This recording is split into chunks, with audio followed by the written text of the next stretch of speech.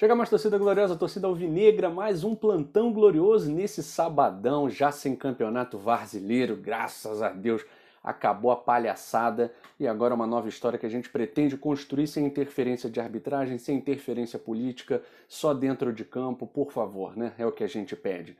E o Botafogo vem se reconstruindo dentro e fora de campo. Fora de campo talvez é a notícia mais importante para esse sabadão, né?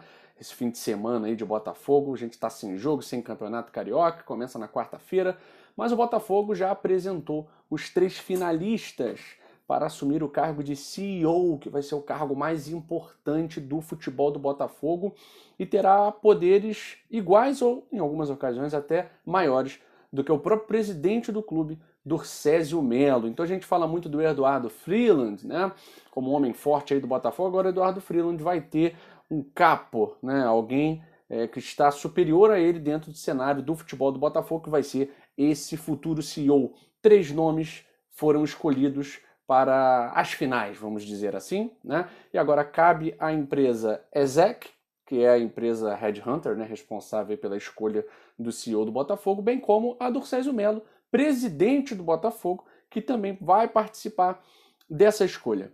Falar um pouquinho de cada um deles. O favorito para assumir o cargo de CEO do Botafogo é o Jorge Braga. Por que é o Jorge Braga? Primeiro, é aquele que tem um currículo mais amplo, também é aquele com resultados a curto prazo, pelo menos nos últimos anos, com grandes resultados em recuperação de empresas, fazendo com que empresas consigam triplicar, multiplicar aí os seus lucros, né, dentro de uma responsabilidade fiscal. E vou aproveitar aqui porque o Fogão Net, do Carlos Eduardo Sangeneto, né, trouxe algumas informações interessantes. O Jorge Braga ele é fundador da 360 Graus de Resultados e Participações, que é uma empresa de consultoria especializada em recuperação. Isso é muito importante para o Botafogo, né? Recuperação, transformação, execução e também aumento de receita. Tudo de que o Botafogo precisa, né, galera? O Botafogo precisa fazer dinheiro novo, recuperar crédito no mercado, recuperar tanta coisa, né, dentro e fora de campo. Então o nome de Jorge Braga passa a ser um nome muito cotado, favorito aí para assumir esse cargo de CEO do Botafogo, especialmente pelos cargos de chefia, né, de direção, de gestão, que ele assumiu em grandes empresas como a Nextel, Embratel, Telemar e Alexmark Brasil. Então, Jorge Braga aparece com grandes possibilidades de ser o novo CEO do Botafogo. Também correndo por fora, a gente tem o Cláudio Ermolim. O Cláudio ele também possui uma carreira sólida nessa área aí de empresas de grande porte, segmento de incorporação, distribuição de energia. Ele já trabalhou na gestão, reestruturação de diversas empresas, inovações. Meio que um currículo abaixo do Jorge Braga, com todo respeito ao Cláudio Ermolim, abaixo nessas necessidades do Botafogo, né? O Cláudio ele é CEO, ele já tem esse cargo, né, na Brasil Brokers Participações SA, que é uma grande empresa, ele já exerce esse cargo de CEO nessa empresa, então ele também tem um currículo interessante para assumir esse cargo no Botafogo, só que o Jorge Braga ele tem resultados muito interessantes nesses últimos anos trabalhando na área de recuperação de empresas, e o Botafogo precisa ser recuperado, né? Correndo mais por fora ainda, a gente tem um ex-atleta de vôlei, que é o Marcos Vinícius Freire. Né? Marcos Vinícius foi daquela geração de prata, né? Do Bernardinho, né? Na geração de 1984, das Olimpíadas, time de vôlei da seleção brasileira, e ele trabalhou como CEO do Fluminense de 2017 a 2018. Dá para dizer que o Marcos participou desse processo aí de reestruturação mínima do Fluminense. O Fluminense também estava aí falido, fadado ao fracasso, com várias campanhas péssimas, crise interna, política, e o Marcos Vinícius Freire participou desse ajuste do Fluminense. Hoje a gente vê o Fluminense aí bem melhor do que o Botafogo, pelo menos em termos esportivos, dentro de campo. Fora de campo eles estão devendo salário pra caramba também. A situação tá boa pra ninguém, né, cara? Tirando aquele clube, né, que vive de favores da CBF, de tantas outras instituições, né? Enfim, uma coisa que pode pesar aí, contra ou a favor, não sei, né? é que o Marcos Vinícius Freire ele é também sócio fundador da Play 9, que é uma empresa que conta com o Felipe Neto.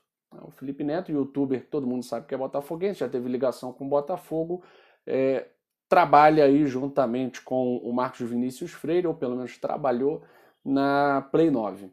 Não sei se isso conta a favor do Marcos Vinícius, mas se eu fosse dar um palpite, certamente seria o Jorge Braga como o novo CEO do Botafogo. Cenas apenas nos próximos capítulos, o mês de fevereiro é curto, já estamos aí dia 27, então na semana que vem já tem março, início de março, então semana que vem provavelmente sai aí o nome escolhido pela ESEC e pelo Dorcésio Melo para assumir o cargo de CEO do Botafogo. Algumas notícias rapidinhas aqui, galera. Luiz Otávio, vamos falar, coisa rápida. Gente, não dá para colocar na conta da nova diretoria a renovação automática com o Luiz Otávio. Por que eu digo que não dá para botar na conta deles? Porque essa renovação estava prevista em contrato realizado pelos trapalhões do comitê de transição, né? por aquelas pessoas, chega de falar deles, né? Então, esses figurões fizeram um contrato que, se ele cumprisse o mínimo de atuações dentro de campo e tal, tinha direito a uma renovação automática. E o Botafogo ficou recortado aí nesses últimos jogos, né? Diversos desfalques, jogadores que saíram, quase que não tinha time para montar. E aí o Luiz Otávio ou começava de titular ou às vezes entrava, né? Então ele acabou cumprindo aí esse mínimo para que o seu contrato fosse renovado automaticamente, mas só até o final do Campeonato Carioca, galera. Eu sei, é um salário para o que ele joga e para o que a gente não pode pagar, é um salário muito alto, mas mais um fruto maligno da administração desse comitê de transição inominável, que eu não tenho nem mais adjetivo para falar desses caras, né? Então vamos ter que aturar o Luiz Otávio. Agora a verdade é a seguinte, todo mundo sabe que o Botafogo é refém de um empresário ainda, o Botafogo está no processo de profissionalização, nada aconteceu ainda, né? Então os empresários ligados ao Tom Benz, né, estão sempre ali colocando o Botafogo como refém, né? E o Luiz Otávio pertence ao Tombense, pertence ao empresário ligado ao Tombense, por isso ele está no Botafogo com uma cláusula de renovação automática. E não se assustem se mais algum jogador do Tombense aparecer no Botafogo, tá, galera? Isso aí, infelizmente, ainda estamos reféns dessa galera toda aí. E se o Botafogo não renova com o Luiz Otávio, era mais um processo trabalhista na justiça, e aí mais uma chance de o Botafogo ter dinheiro penhorado, aquela novela que vocês já conhecem. Outra renovação da qual eu quero falar aqui é sobre o Guilherme Santos. Pelas redes sociais eu percebi que dividiu, né? Muita gente ficou a favor, muita gente ficou contra, mas eu percebi, ainda que numa diferença muito pequena, muita gente favorável à manutenção do Guilherme Santos. E o próprio Guilherme Santos, né, que renovou com o Botafogo para jogar a Série B, afirmou que o tempo dele não tinha acabado no Botafogo. Muitas contusões, né, Guilherme Santos? Muitas contusões. Como lateral esquerdo foi uma lástima, mas como ponta esquerda ele foi muito bem, né? Inclusive atuando ali no meio também foi bem. Como lateral é que ele foi mal. A gente precisa talvez aí rever a posição do Guilherme Santos, porque defensivamente ele é um pouco atabalhoado, faz a cobertura de uma maneira muito vazia, deixa lacunas ali na marcação, mas no ataque ele tem uma velocidade interessante, ele tem força física, então chega bem na linha de fundo. Então a esperança é que o Guilherme Santos é um jogador experiente, vai chegar aos 33 anos, ele possa realmente ajudar nesse processo, nesse caminho de retorno do Botafogo à Série A do Campeonato Brasileiro. Então o Guilherme Santos renovou, a torcida do Botafogo, por uma pequena parcela, eu acredito que gostou. Outros foram contra, mas a grande verdade é que o Guilherme Santos não pôde nem jogar, e quando estava na melhor fase ele teve que se tratar. Então não estava bem fisicamente, então acabou ficando mais tempo fora do que dentro do Botafogo. A notícia chata é que talvez o Botafogo tenha que renovar com Ivan Angulo. Outro jogador que também não atuou, na verdade ele atuou um jogo assim, marcante, que foi o que ele entrou e deu um carrinho, nem encostou no jogador, mas o árbitro expulsou. Daquelas coisas do campeonato brasileiro, que é várzea pura. E o Angulo talvez tenha que renovar com o Botafogo, porque o Palmeiras está querendo obrigar o Botafogo a cumprir um acordo.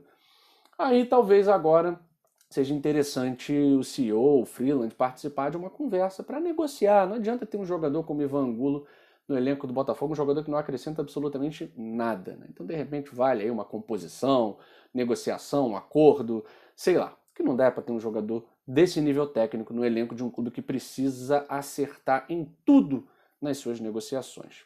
Então é isso, galera. Fico por aqui.